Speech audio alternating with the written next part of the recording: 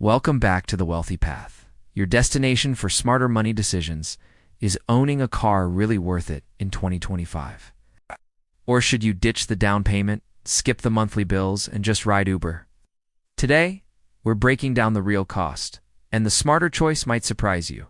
What's up, everybody? It's me here. So this is going to be one of the most controversial videos I ever make. So on average, it costs about $880 a month, or $10,560 a year to own a car in 2025. But even if we set all of those numbers aside for a second, the real cost of a car goes far beyond just the sticker price. Because let's face it, nothing makes people angrier than when someone tells them what they're already going to lose money on, especially when they've been planning to buy a new car for the last 3 years. So let's talk about exactly how much it costs to buy a brand new 2025 Honda Civic.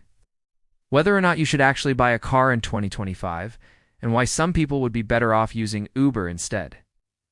Although before we start, I'm going to tell you right now, there are 2 very simple steps that you could take today to invest in yourself. And it only takes 60 seconds. Alright, so in terms of buying a new car in 2025, here's what you need to know.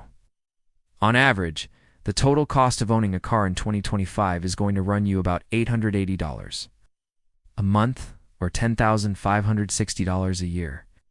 That breaks down to about $500 for the car payment, $154 for insurance, $124 for gas, $84 for maintenance and repairs, and $30 for registration and taxes. The source of these numbers is NerdWallet.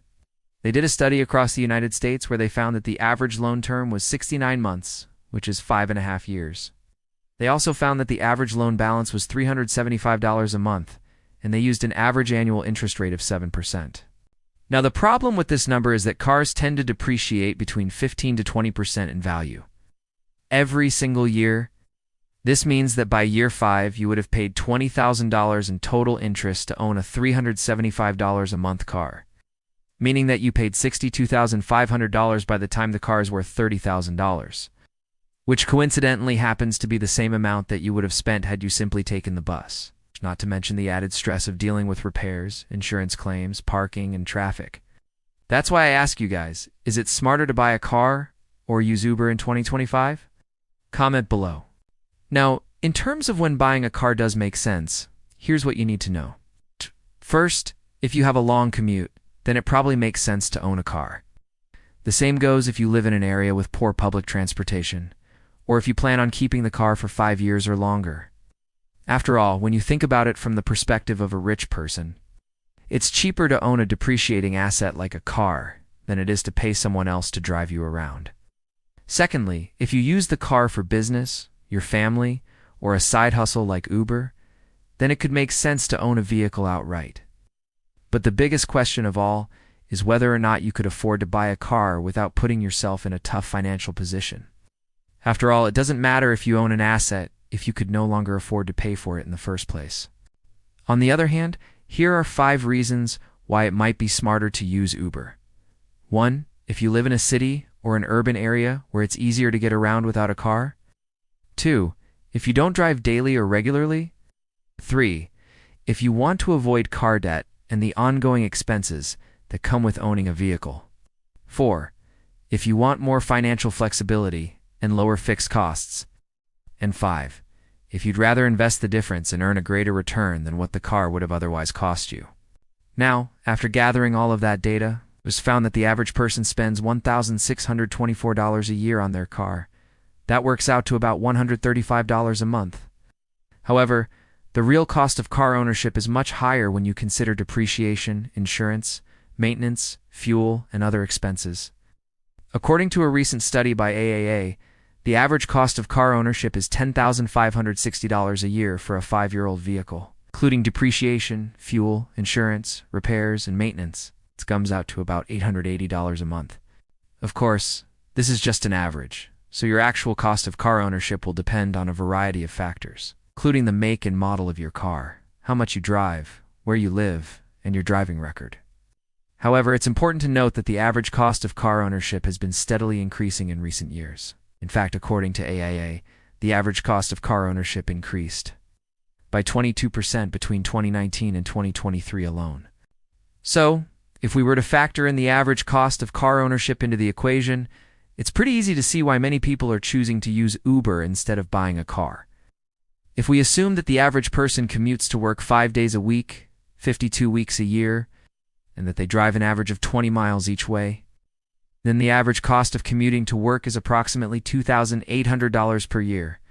If we compare that to the cost of owning a car, which includes the average cost of car ownership, insurance, gas, and maintenance, then it's clear that owning a car is significantly more expensive.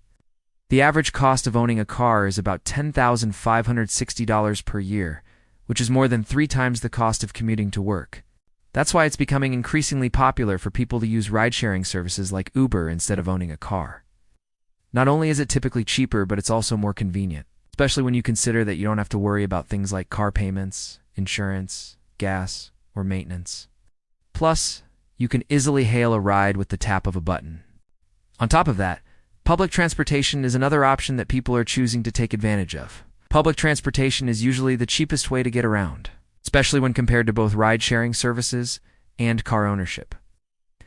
Depending on where you live, you may have access to buses, trains, subways, or even streetcars that can take you to your destination quickly and affordably. Additionally, many cities are investing in improving their public transportation systems, making them more appealing to riders. Furthermore, many people are opting to use a combination of ride-sharing services, public transportation, and biking or walking to get around. This approach allows them to save money while also reducing their carbon footprint and getting some exercise in.